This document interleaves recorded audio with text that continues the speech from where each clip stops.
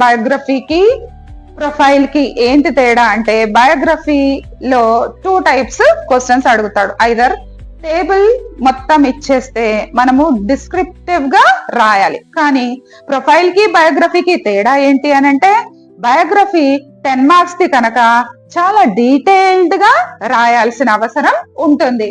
అయితే టేబుల్ ఇస్తే డిస్క్రిప్టివ్ గా పారాగ్రాఫ్స్ లో రాయాలి.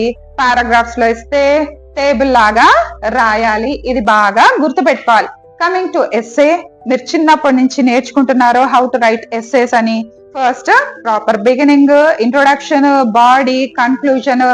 కన్క్లూజన్ కంటే ముందు what you think about and what solution you show to that issue అన్నది మనం కొంచెం దృష్టిలో పెట్టుకొని రాయాలి. And coming to speech.